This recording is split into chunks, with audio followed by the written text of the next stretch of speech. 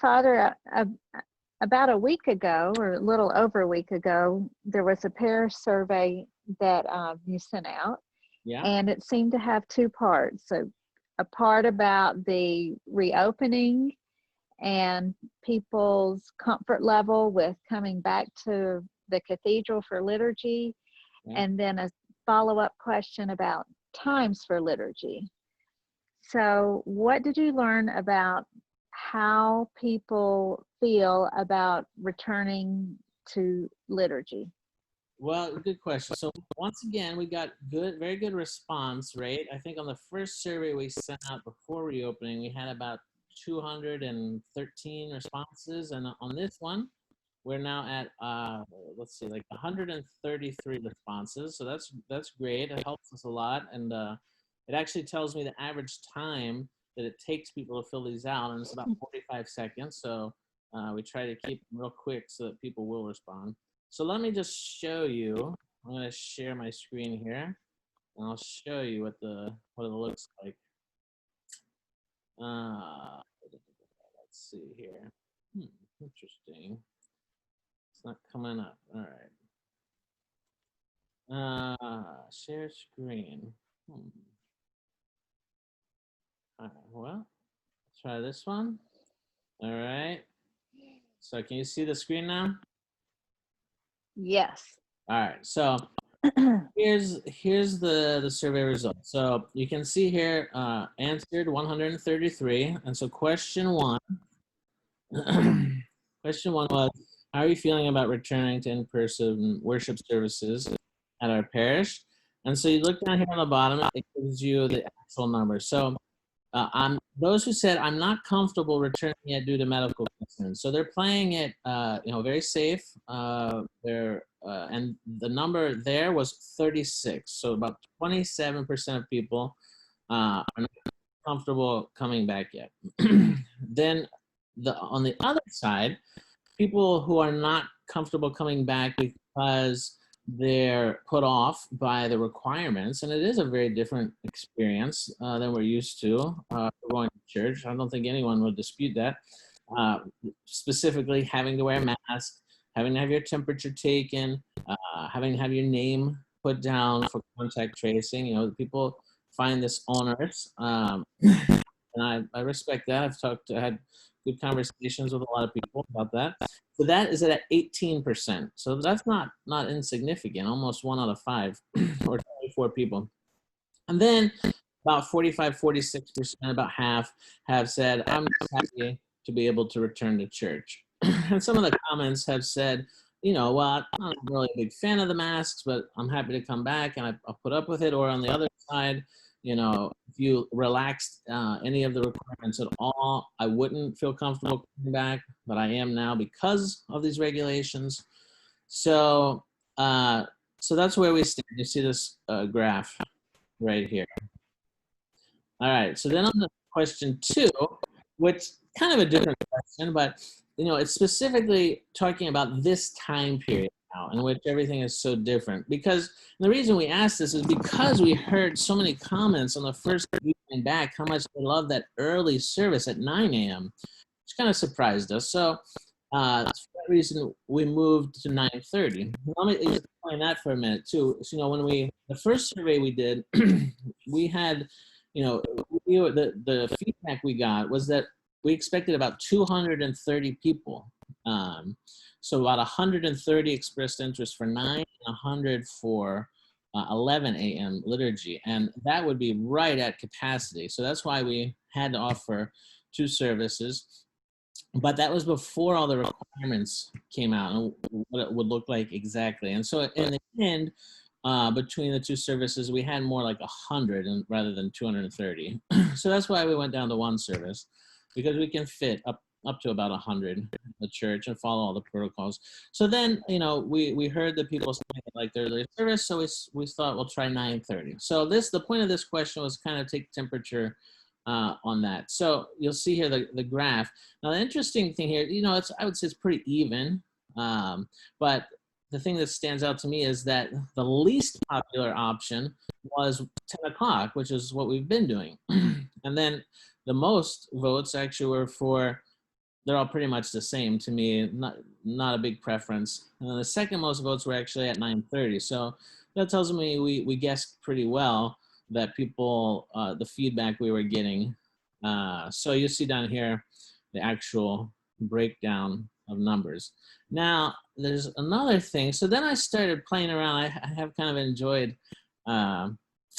the playing with this survey monkey. It offers a lot of really interesting stuff. So I just wanted to show you. I started playing around with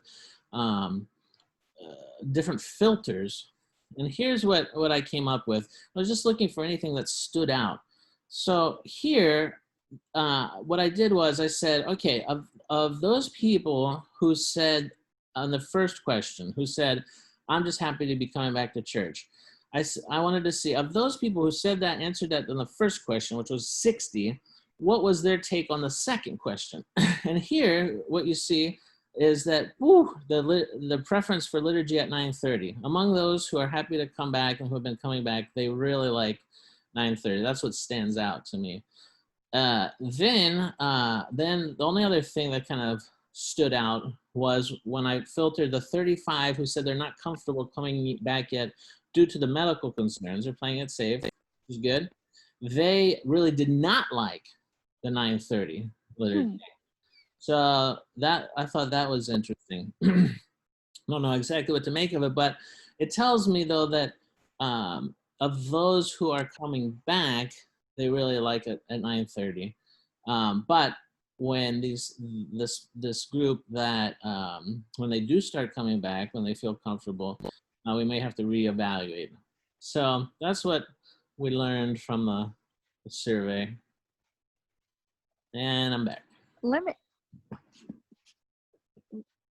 So of the for the past couple weeks at 9:30, about how many people are coming to liturgy?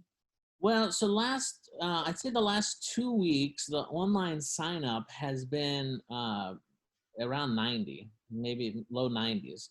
And so 2 weeks ago, I think it was probably the most we've had so far. We were probably right about 100 with the people who came and volunteers. And then last week we had about 90 or so signups, but I think in the end there were it was probably a little bit down. Not all of those people ended up coming, which isn't totally surprising because it was Father's Day. So Father's Day traditionally is kind of a lower turnout. The joke is that, Mother's Day is actually one of the most attended services because everyone asks Mom, what do you want? And she says, I want the whole family to go to church together. And then on this Father's Day, they ask Dad, what do you want? And he says, I want to go to the lake or something like that. So it's not a big surprise that it was a little bit down on Father's Day, but still, I think we probably had, I think they told me maybe in the pew 76 or something like that. So out of maybe 90 who had signed up. So it would probably be your plan going forward to continue at 9:30, but are there any plans to lift some of the requirements for attending liturgy as Good question. far as mass or temperature taking? Yeah, and this is connected because I see all sides here, and I hear all sides.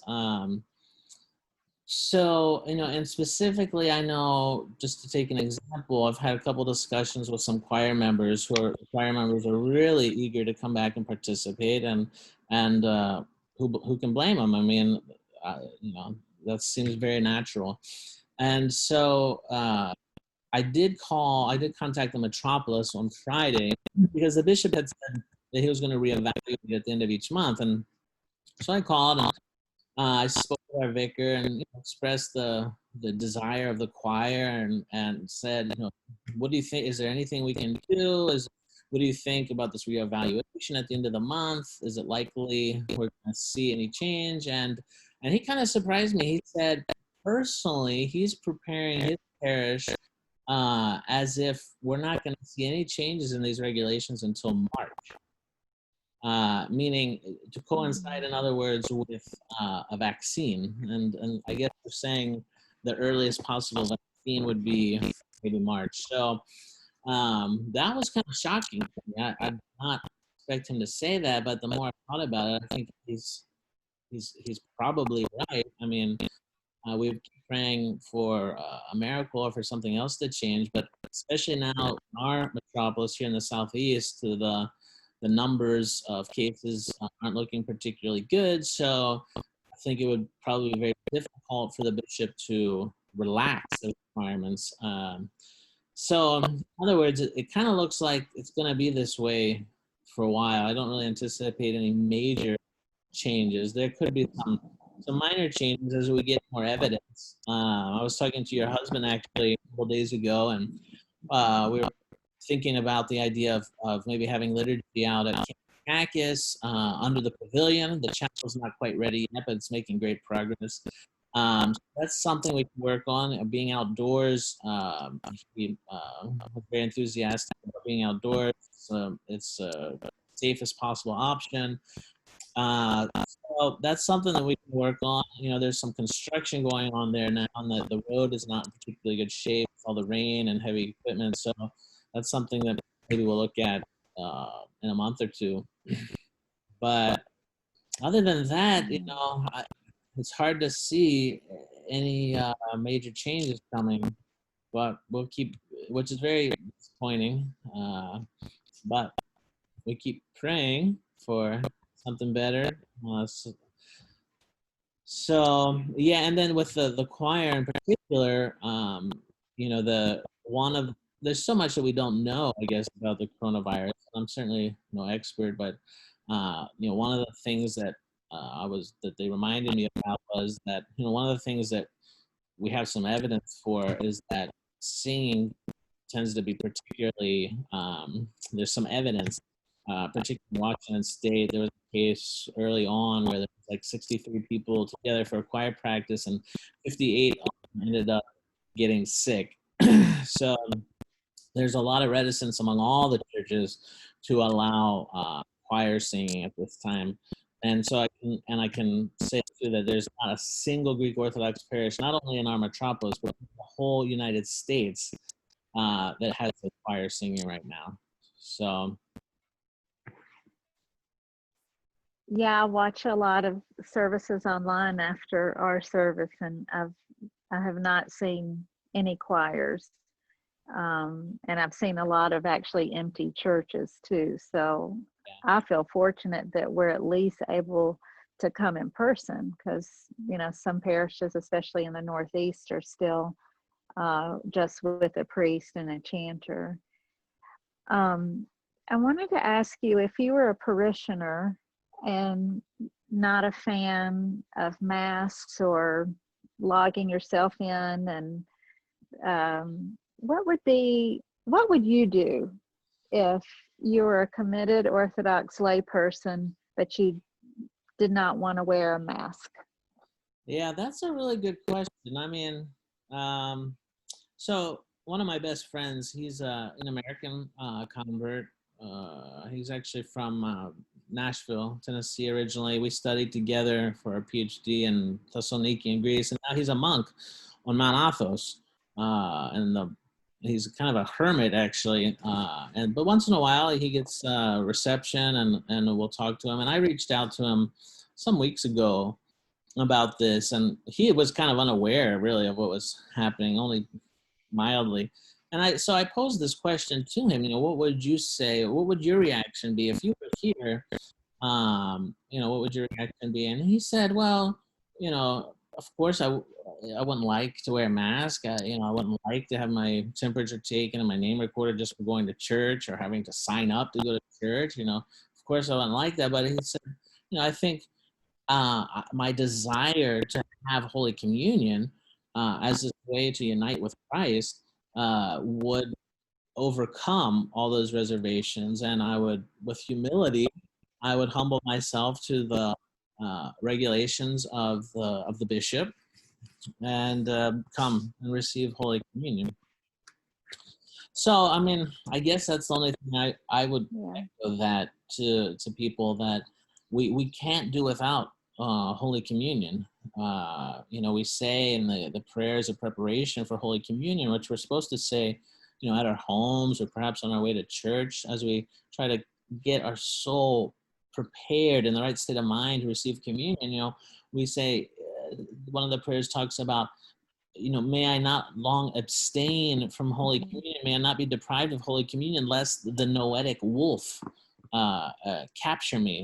Meaning noetic means basically spiritual. That the evil one doesn't use this opportunity to where I'm unguarded. I haven't availed myself of Holy Communion, which is a protection against the evil one. So, I think, I would personally, if I were a lay person, I understand the concerns. I really do. I would humble myself and, in obedience to the bishop, follow the directives and come and receive Christ.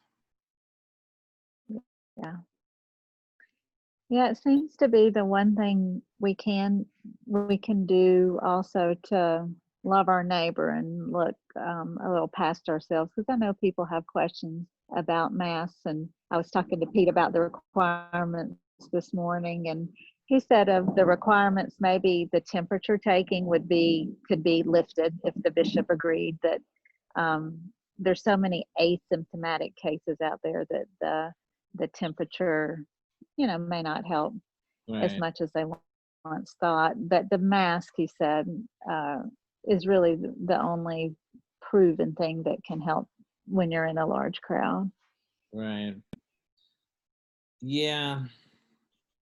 So, we'll see. I mean, we hope for, maybe there's some promising studies about being outdoors. Clearly shows that it's a lot better for dissipating the virus. So, maybe eventually we'll get to the point where the studies will show that if we had an outdoor liturgy, we wouldn't have to take all the same measures.